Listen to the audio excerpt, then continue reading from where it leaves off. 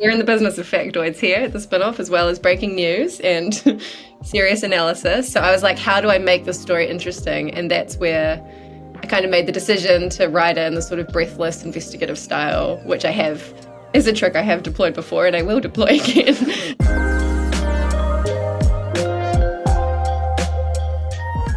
Talo for Lover, I'm Madeline Chapman, editor of The Spin-Off. Welcome to Behind the Story, where I go behind the scenes of a big article on the spin-off from the week. If you want a weekly rundown of some of the best reads from the spin-off every Saturday, make sure you sign up to the weekend newsletter. Today I'm talking to senior writer Alex Casey. Alex is a pop culture expert and also an incredible investigative journalist.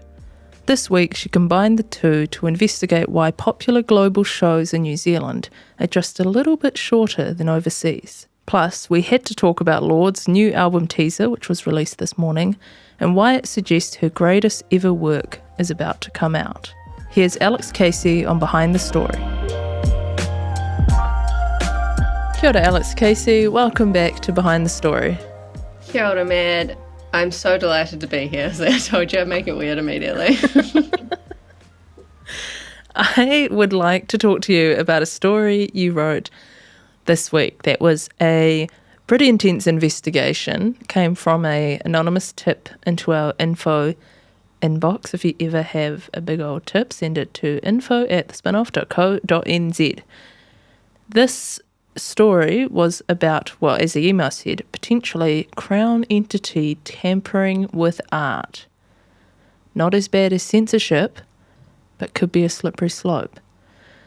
We immediately pass this on to you. What was your first thought when you read that email? I mean, I was obsessed with it. Anyone who comes in that hot, I'm like, okay, I'm going to look into this for you with rigorous journalistic process behind this conspiratorial thinking, of course. But yeah, they came in and said they've been watching this show Matlock, which I'd never heard of. So I was like, Discovery. Is that Kathy Bates? It's the Kathy Bates one, I've since learned. And they had noticed that the duration on TVNZ was shorter than the international streaming platforms that also had Matlock by a few minutes.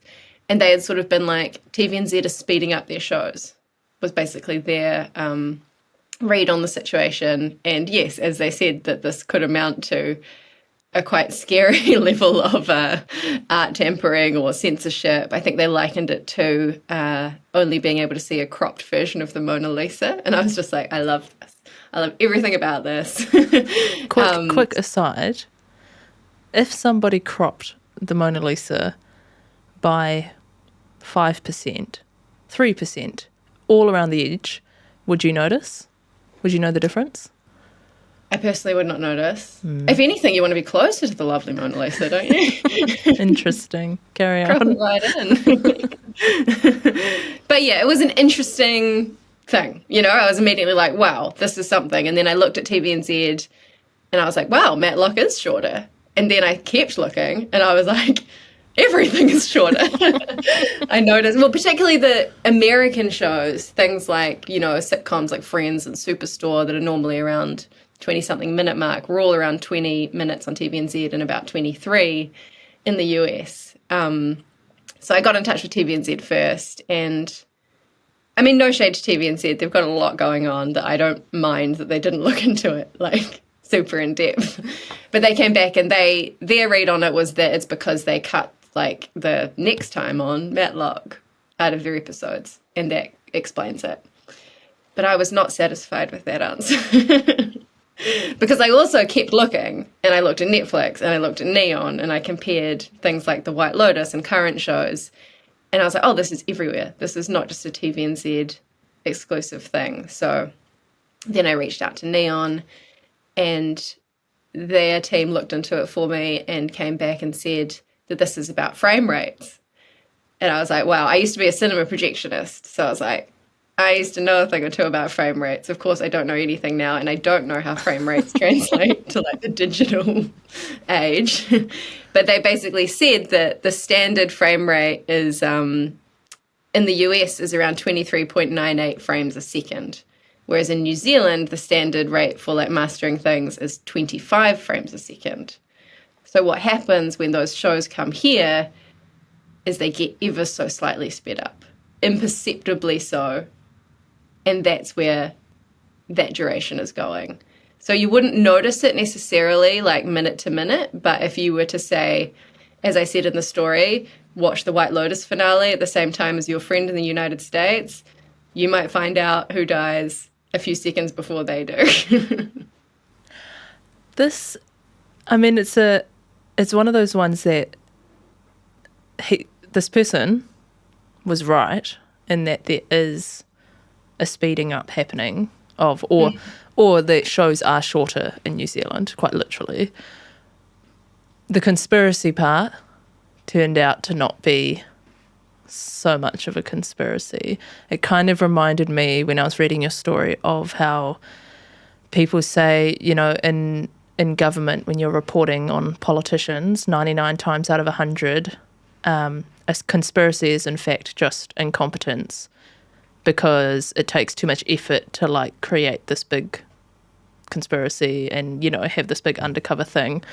And I guess when you think about it for more than like 5 seconds, you go, yeah, for them to cut out parts of shows, they would have to, one, watch every single episode of every single show that comes in, decide what to cut out, cut it out. You know, like that is a lot of effort that actually, when you think about it, seems extremely unrealistic.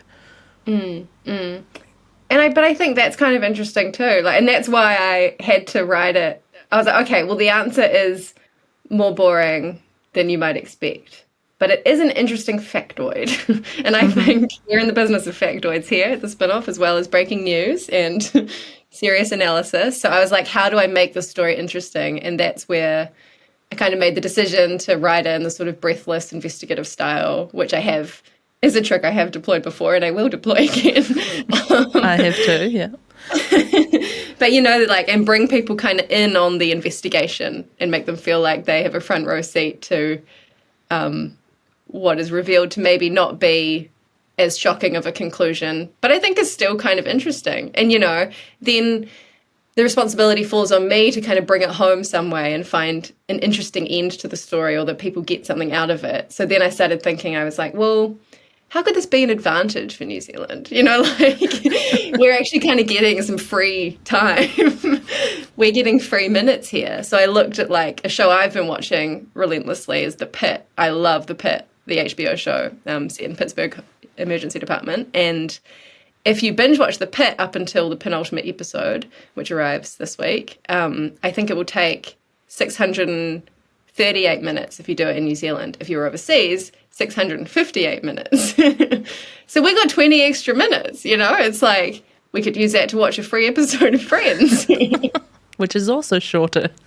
Which is also shorter. So you just kind of end up in this endless, like, minutes discount, which is kind of exciting to me. And it's just, it was a fun challenge to figure out, like, oh, how do I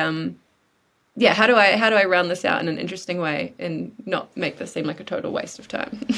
I think that's the kind of the key to a lot of our journalism, is that sometimes we are just trying to answer a question that someone probably at some point will Google, and which we have Googled and then not found the answer to, and so now we go and investigate. And in future, if someone Googles why is this show shorter in New Zealand, probably the AI Google tool will scrape from your article and just give them a one sentence that it's the frame rate. And I think that is where you go, oh, but the difference is you're trying to make people want to read this story, even if really they just want a single answer to a single question, which is where you get into the, like, doing that kind of breathless investigation, because that's kind of more fun than just being like, yeah, it's the frame rate and it's faster. Yeah, and it's something that's also like, this is everybody, this is all of New Zealand, so this news applies to everyone, whether you think it's interesting or not, you know.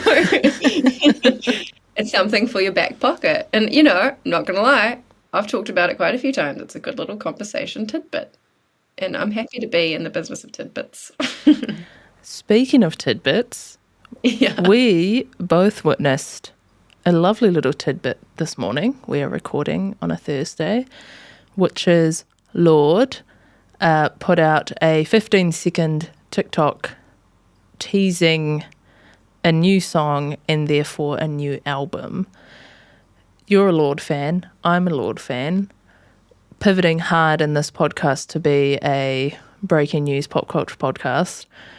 What are your thoughts on the untitled 2 lines in that little TikTok? Working title, what was that? I mean, I was shaken by it. I was also sort of like, it says so much about me and where I'm at in relation to the internet and pop culture that I found out through you posting it in Slack.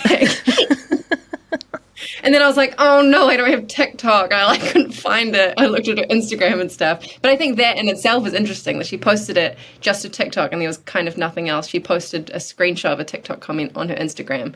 So she is like breadcrumbing us all. I was really thrilled by it. It sounds like the best of melodrama to me, which makes sense because as you've said in your own piece, we got a breakup album on our hands again. And unfortunately, like, heartbreak is hell, but some great art can come out of that. The first thing I thought, because I woke up strangely early for me, and my partner Jen immediately said, oh, look, Lorde's posted a little TikTok. And my first thought was like, oh, she's officially, even though she's been a global superstar for however many years now, but I was like, oh, she's officially global because this got posted in the middle of the night, New Zealand time, very much not for a New Zealand, like this was posted in prime time, I'm assuming American time. And so by the time we woke up, it was like, oh, it's already been written about in every pop publication around the world. And I love it. I feel like it's it vibes like somebody who is single and has been out and about having fun, rediscovering herself, and I think it's going to be the best album she's ever produced. And I'm saying that as someone who has no authority on music or music journalism or production, but that is my take. Yeah, it's it reminded me of how, do you remember when Melodrama, she like teased all around Auckland, those little like clips, and there was that car that was lit up and all of that. And the buzz around Melodrama was so massive. I remember when it came out, I was in Wellington doing some story in Wellington, staying in a hotel the day that it came out, and I bought myself a Lush bath bomb.